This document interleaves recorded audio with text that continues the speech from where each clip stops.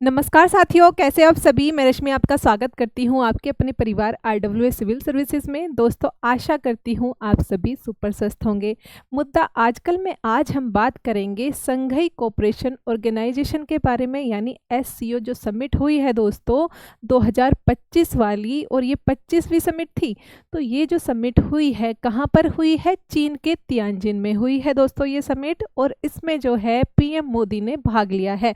तो इसी को समझेंगे, क्योंकि अभी जो है दोस्तों जो चीन के साथ हमारे रिश्ते हैं, तो बॉर्डर पर एक तरीके से टेंशन रहा करती है।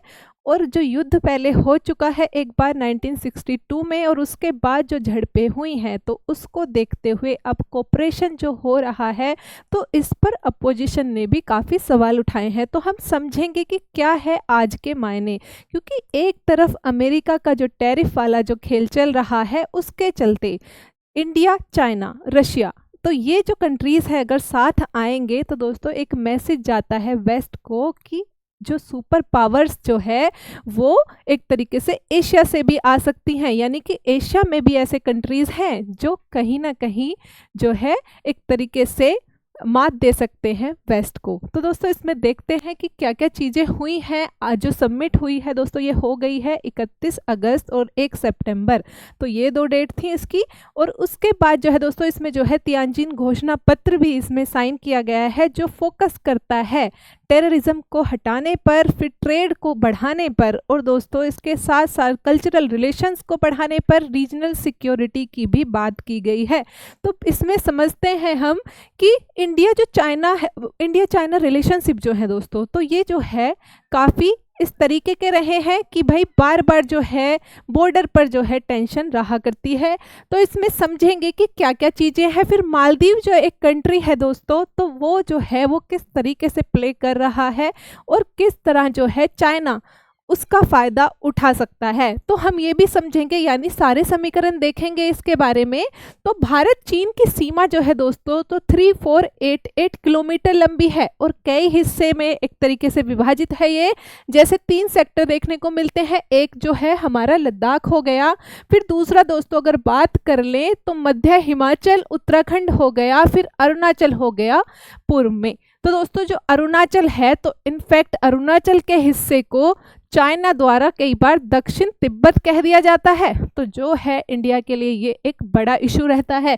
तो अभी जो हम कोऑपरेट कर रहे हैं दोस्तों, तो इसमें हमें ये समझना होगा कि जो हमारा सीमा विवाद है उसके चलते फिर हम ब्रिक्स में, यानी ब्रिक जो है दोस्तों, जो Brazil, Russia, India, China, south Africa, और उसके साथ साथ अभी और भी कंट्रीज उसके अंदर आ गए हैं दोस्तों। तो उसमें फिर SCO जो हो गया, जो अभी जो सबमिट हुई है, इसमें हम जो है सहयोग करते भी दिखते हैं।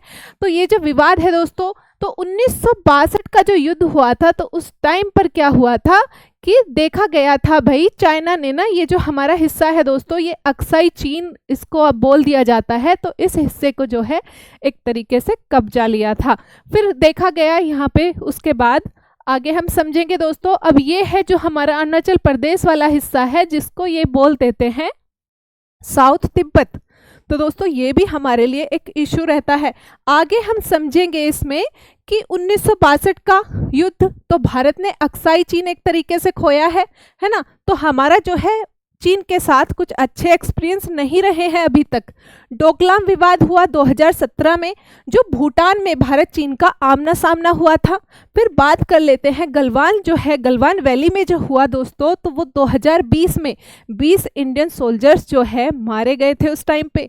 तो बात कर लेते दोस्तों, शहीद हुए थे यानी। फिर ये जो है इस तरीके की टाइमलाइन रही है, लेकिन अभी जो है जियोपॉलिटिकल सिचुएशन इस तरीके की है कि इंडिया को कोऑपरेशन करना पड़ रहा है चाइना के साथ। लेकिन इसके साथ साथ हमें ये भी देखना होगा कि भाई जो बॉर्डर इश्यूज है, तो उसमें भी जो है एक कमिटमेंट करने की ज़रूरत है कि उनको जो है बहुत अच्छे तरीके से सुलझा भी लिया जाए। तो इसके बारे में भी बात की गई है हालांकि, लेकिन फिर भी जो है देखने को मिला हमें कि भाई जो अपोजिशन है, तो अपोजिशन ने इस पर सवाल उठाए हैं। तो क्या क्या है वो सारी चीज़ें समझेंगे।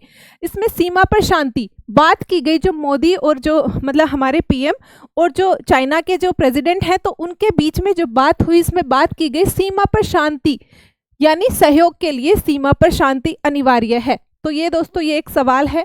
फिर दूसरा जो है, सीमा विवाद पूरे रिश्ते को परिभाषित नहीं करते।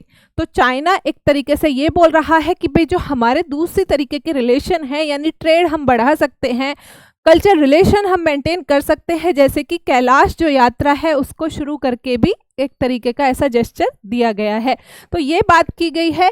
फिर आतंकवाद, व्यापार घाटा और म्यांमार शांति पर भी सहयोग किया जा सकता है। फिर आगे जो है हमें देखने को मिलेगा कि मेल मिलाप यानी चीनी आक्रमण को वैधता देना, ये कहा है अपोजिशन ने कि आप तो एक तरीके से वैधता दे रहे हैं चाइना को, यानी जो बॉर्डर पे जो इशू चलते रहते हैं, आप एक तरीके से उसकी आक्रामकता को वैधता दे रहे हैं। फिर गलवान में जो शहीद जवानों का भी सवाल उठाया अपोजिशन ने, और बात की जो हाइडल प्रोजेक्ट जो बना रहा है चाइना, तो वो उस पर क्यों सवाल नहीं उठाते, तो अपोजिशन इसका एक तरीके से विरोध कर रहा है। फिर दोस्तों बाद में हमें देखने को मिलेगा कि भाई फाइट जो है यानी लड़ाई एक तरफ है, व्यापार दूसरी तरफ। तो सिंप्लीफाइड अगर हम करें आगे, तो विपक्ष का कहना है, यानी गवर्नमेंट कह रही है कि लड़ाई एक तरफ है लेकिन हमें अभी सहयोग करने की जरूरत है, यानी व्यापार हमें करना होगा। फिर आगे बात करते हैं, तो पहले सीमा की स्थिति बहाल करो, अपोजिशन ने यह सवाल उठाया है। तो आगे समझेंगे दोस्तों, द्विपक्षीय रिश्तों में तीसरे पक्ष का दखल नहीं होना चाहिए, यानी कि जो बात हुई थी दोस्तों, ट्रंप जी ने जो बोला था, यानी अमेरिकी प्रेसिडेंट ने जो बोला था कि जो ऑपरेशन सिंदूर जो हुआ था, तो उस टाइम पर जो इश्यू थे इंडिया पाकिस्तान के बीच में, तो शांति बहाल ट्रंप ने कराई। तो उनका जो ये क्लेम था, तो इस पर इन्होंने कहा है, यानी दोनों ही देश मानते हैं, चाइना भी और इंडिया भी, कि दोनों में तीसरे पक्ष का जो है दखल नहीं होना चाहिए। सीधा संदेश अमेरिका और यूरोप को देना था, जो इसका मतलब था। चीन के साथ भारी व्यापार घाटा रहता है अभी हमारा, चीनी आयात भारतीय एमएसएमई को चोट पहुंचा रहे हैं, अपोजिशन का ये कहना है। फिर आपूर्ति श्रृंखला का विविधीकरण भी करना जरूरी है। दोस्तों इसके साथ साथ मालदीव के साथ भी जो है मीटिंग हुई, जो चाइनीज जो प्रेसिडेंट है उनकी, और देखा जाता है कि जो मालदीव है तो इसमें जो है वो काफ़ी काफ़ी गेम खेलता है। जो उसके साथ एफटीए भी हुआ है, तो दोस्तों ये भी हमारे लिए कंसर्न रहता है, यानी मालदीव का, क्योंकि कोशिश क्या करता है चीन कि वहां पर अपने एक तरीके से वहां से नजर रखना चाहता है इंडिया पर। तो ये मुद्दे भी हमें देखने होंगे। तो दोस्तों इसी के साथ आप जुड़े रहिए मुद्दा आजकल से, और हम आगे भी इस तरीके के इश्यूज लाते रहेंगे कि क्या आगे चल रहा है, अभी जो है जियोपॉलिटिकल सिचुएशन के अनुसार किस तरीके से जो है ये समीकरण बदलते नजर आएंगे। तो दोस्तों इसी के साथ मैं विदा लेना चाहूंगी। नमस्ते।